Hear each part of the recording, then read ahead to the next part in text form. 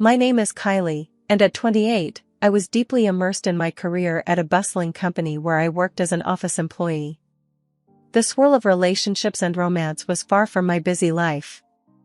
But, as they say, life has its surprises. It was at a casual get-together with my friends where I first met Mike. He was a friend of a friend, and from the moment he entered, there was something about him that caught my attention. He was confident, almost too much, but it was his persistent attention towards me that was both flattering and a little overwhelming. "Hey, I'm Mike," he said, extending his hand with a smile that seemed practiced, but charming. "Kylie," I replied, shaking his hand. "Nice to meet you." As the evening went on, Mike made it a point to engage me in conversation. He was interesting, I'll give him that. But what really stood out was his persistence. "So, Kylie, would you like to go out for dinner sometime?"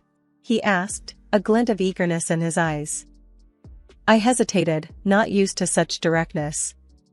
"I'm not sure. I'm quite busy with work, you know." "Come on, it'll be fun. I promise I'm a great dinner companion," he persisted, his smile unwavering. After much persuasion, and admittedly a certain curiosity on my part, I agreed. That's how our courtship started. Mike was relentless in his pursuit.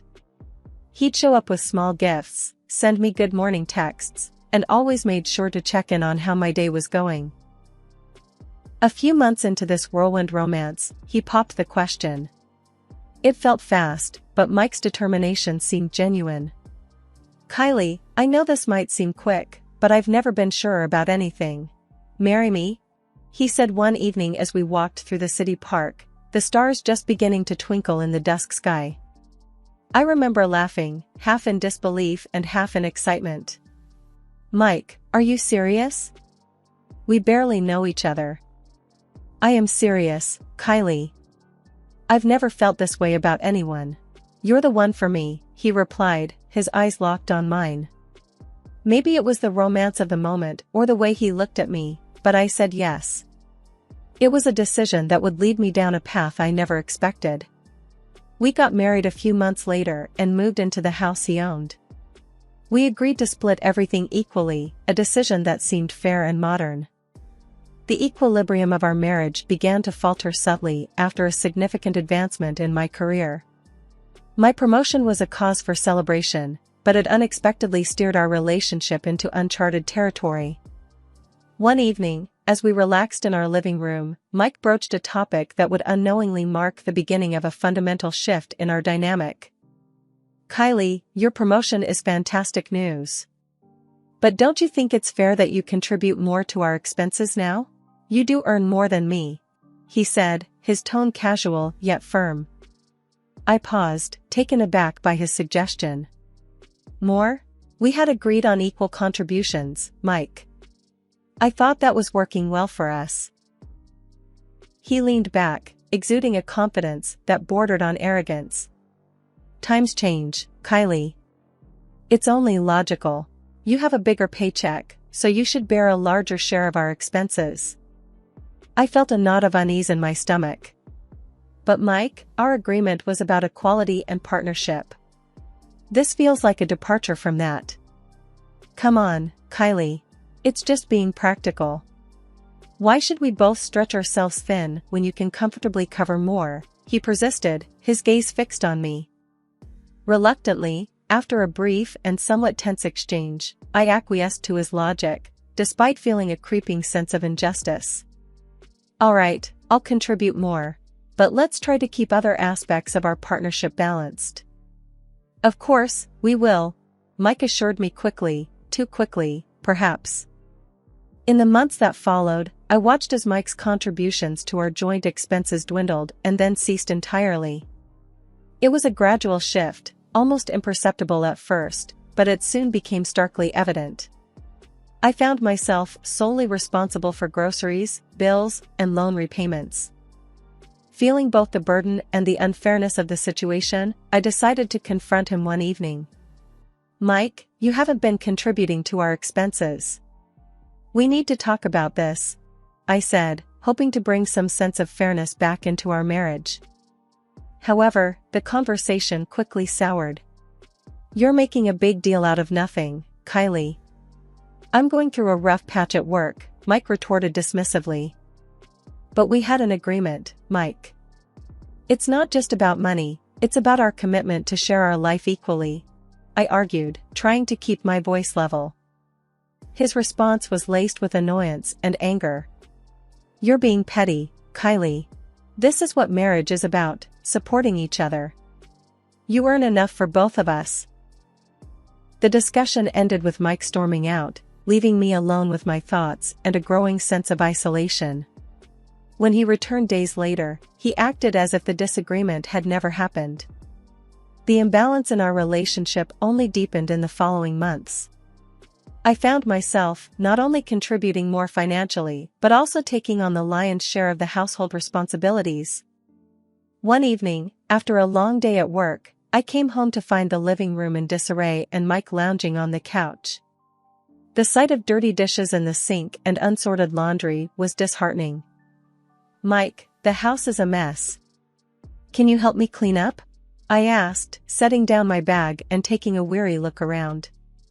He glanced around indifferently and shrugged. "Does it really matter? It's not that bad. Just leave it for now." "But we agreed to share these chores." "It's not fair for me to do everything," I countered, feeling the weight of exhaustion and frustration. Mike sighed heavily, his response tinged with annoyance. "Kylie, you're always making a big deal out of nothing. I had a busy day too, you know." I knew arguing would lead nowhere. Silently, I began tidying up, feeling a mix of anger and disappointment.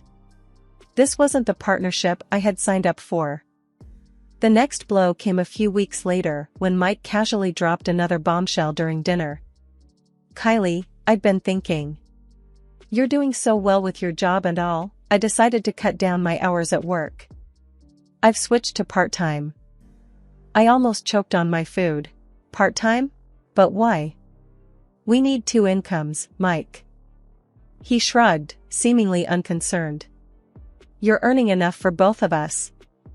Besides, I deserve some time to relax and pursue my hobbies." I couldn't believe what I was hearing. "Mike, that's not how it works. We have bills, a mortgage. We can't rely on just my income." "Why not? You're doing great financially.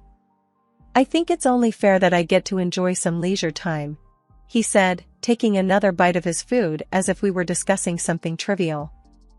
I sat there, stunned. The imbalance had reached a new level.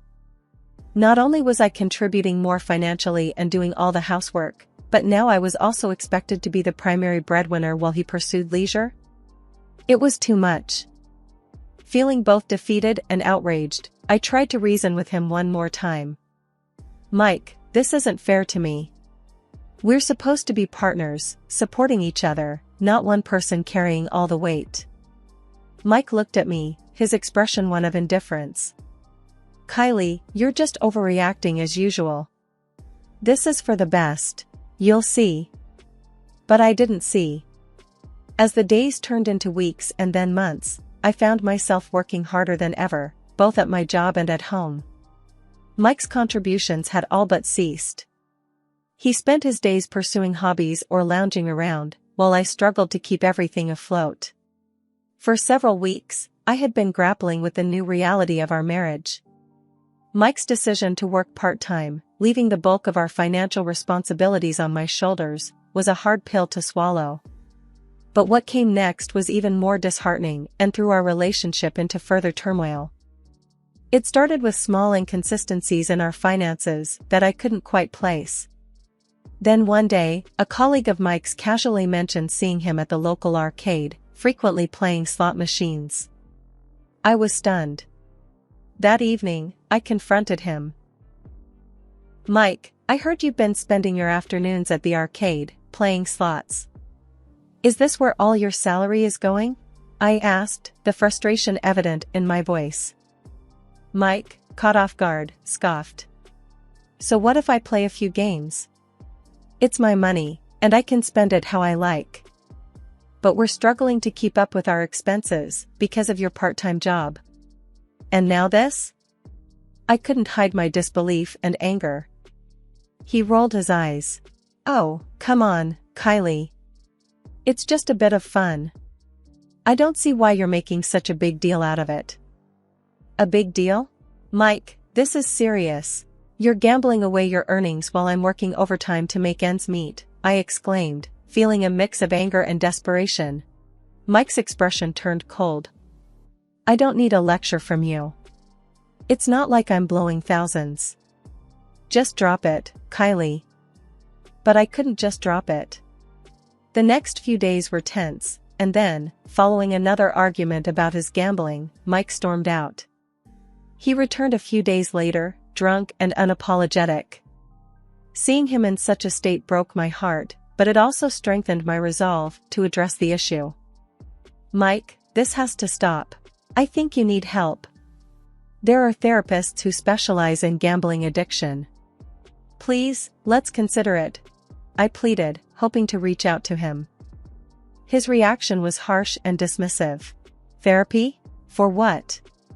I don't have a problem, Kylie. And I definitely don't need you trying to fix me. But Mike, I'm just worried about you, about us. We can't go on like this, I said, my voice tinged with worry. He sneered. Worried? No, you just want to control me, like everything else. I don't need your help or anyone else's. His words stung, and I realized that the man I once knew, the one I had built a life with, was slipping away, lost in a cycle of denial and destructive behavior. I stood there, watching him walk away from me, feeling a profound sense of helplessness and despair. The turmoil at home was only one part of my growing list of troubles. At work, things had taken a drastic turn for the worse with the arrival of a new boss, Mr. Henderson. His management style was authoritarian to the point of being despotic, a stark contrast to the supportive environment I had grown accustomed to. One particularly grueling day, Mr. Henderson called me into his office. The room felt cold and uninviting, much like his demeanor. Kylie, your performance lately has been subpar. I need you to step it up, he began, not even bothering with a greeting. I was taken aback. I'm sorry, Mr. Henderson, but I've been managing my tasks as best as I can under the circumstances. He leaned forward, his gaze sharp. Excuses won't cut it. I expect more from my team. You'll need to start working overtime to meet your targets. And remember, there are penalties for underperformance. The threat hung heavily in the air. I felt a surge of frustration and injustice. That seems a bit harsh. The workload has increased significantly, and I've been doing my best to keep up. Mr. Henderson's expression was unyielding. This is not a negotiation, Kylie. It's an expectation. If you can't meet it, perhaps this job isn't for you. I left his office feeling deflated and overwhelmed. The pressure at work was becoming unbearable, compounded by the stress I was facing at home with Mike. It felt like I was caught in a relentless storm, with no respite in sight. And then Mr. Thompson sat down at my desk. He was a regular client of our company, known for his amiable demeanor and understanding nature. Our interactions were always professional, yet cordial, making him one of the few bright spots in an otherwise stressful work environment. As we discussed the project details, he paused and looked at me with a concerned expression. You look particularly tired today, Kylie. Is everything all right? He asked, his tone genuine and kind. I hesitated for a moment, not used to such personal concern in the workplace. But something about his sincere approach made me open up. It's just the workload and the environment here. It's been very challenging lately, I admitted, offering a weary smile. Mr. Thompson nodded understandingly. You're a valuable asset to any team, Kylie. If you ever find that it's too much and decide to leave, I'd be more than happy to have someone of your caliber join my company. We value hard work, but we also believe in a healthy work-life balance, he said earnestly. That evening, as I stayed late to catch up on work, my colleague Jenna stopped by my desk. "Kylie, you look exhausted.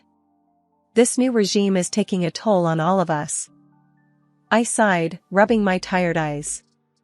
"I don't know how much longer I can keep this up, Jenna. The demands are unreasonable."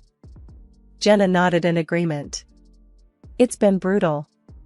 Henderson's running this place like a dictatorship. Just don't let this job break you, Kylie. You're worth more than this," Jenna said, offering a sympathetic smile before leaving. Her words resonated with me as I finally headed home, well past the usual hour. The thought of leaving my job was scary, but so was the thought of enduring this toxic environment indefinitely. The situation at work with Mr. Henderson had deteriorated to an intolerable level. Each day was a grueling marathon of unrealistic demands and unrelenting criticism. The stress was unbearable, but I was trying to hold on, for the sake of financial security. However, there's only so much a person can take. It all came to a head on a Thursday, a day that started like any other, but would end up changing everything. Mr. Henderson summoned me to his office that morning. His office, always stark and intimidating, felt even more oppressive than usual. "Kylie, your performance is slipping.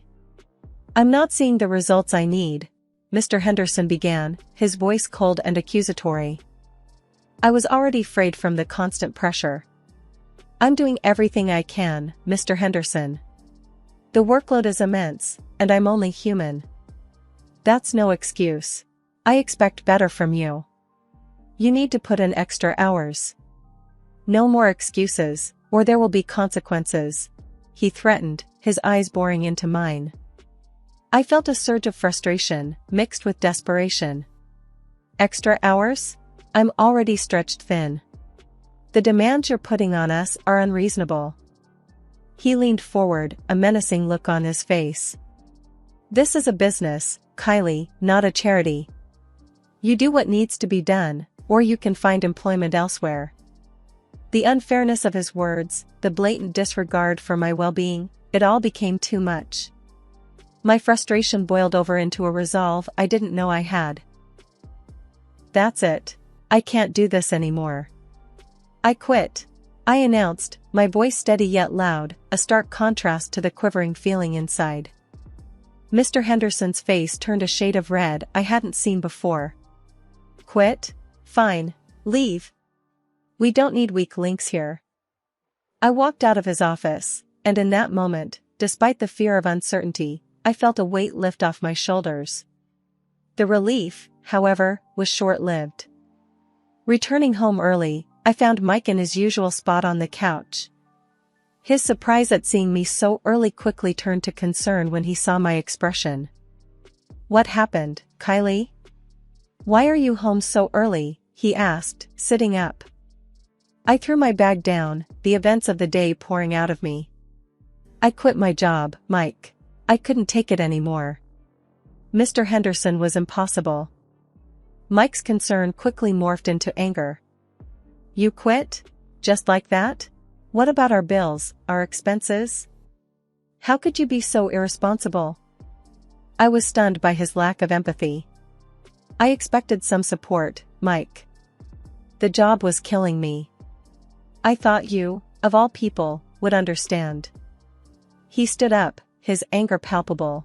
"Support? You expect me to support us both now? You put us in a financial mess." The argument escalated quickly, with Mike's frustration boiling over into a demand I never saw coming. He retrieved a folder from the desk and slammed it on the coffee table. "Here, sign these. I can't be with someone who can't hold down a job," he said, pushing the divorce papers toward me. I looked at the papers, then at him, my heart sinking. "Divorce? You want a divorce over this?" "Yes, I do.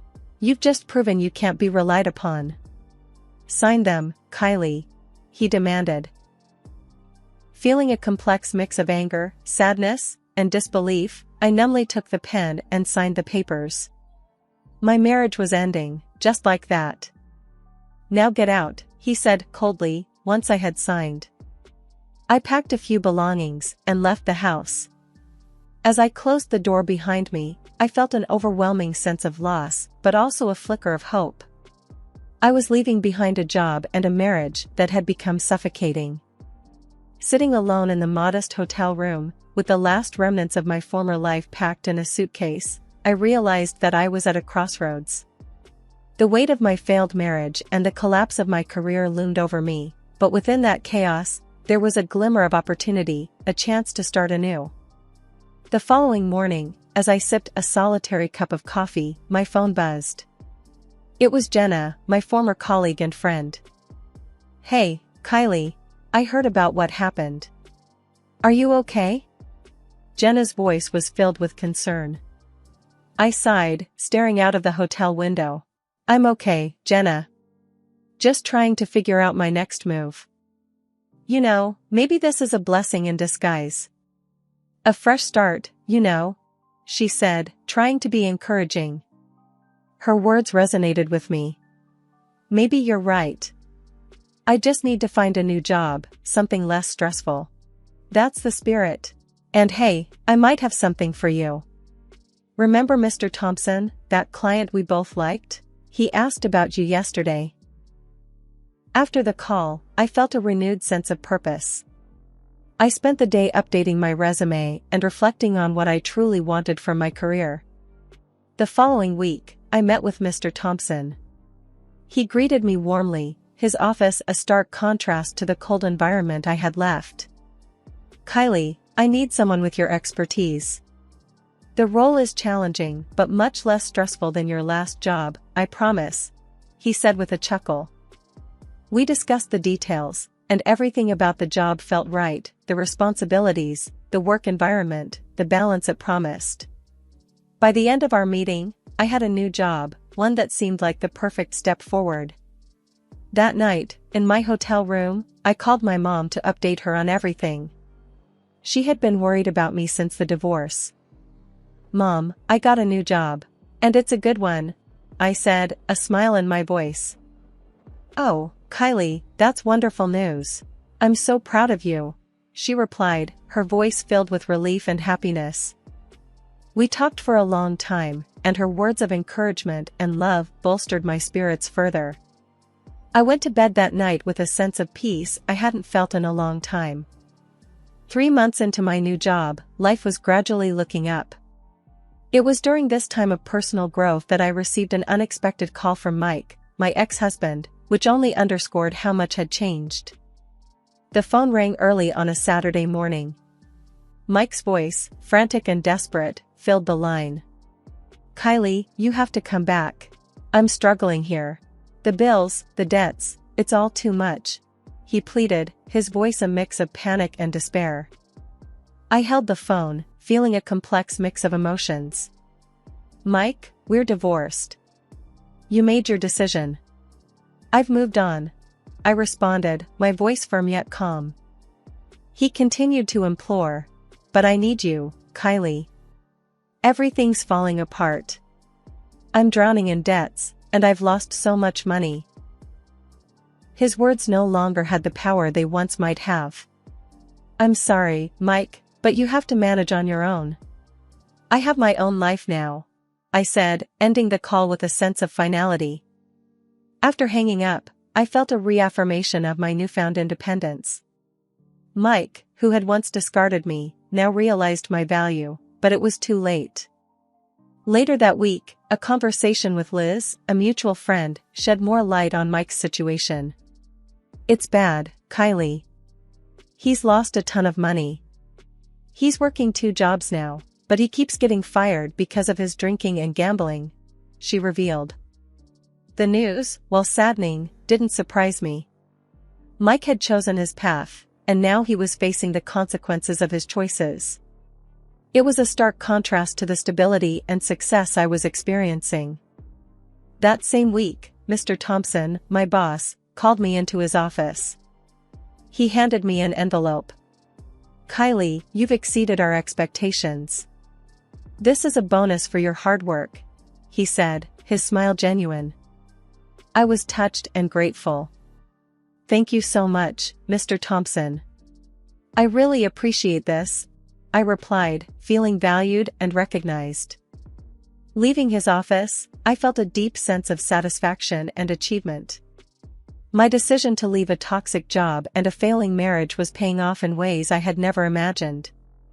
As I walked home that day, past the familiar streets and faces, I realized how much my life had changed for the better. I had found a career that rewarded me and built a life of independence and strength.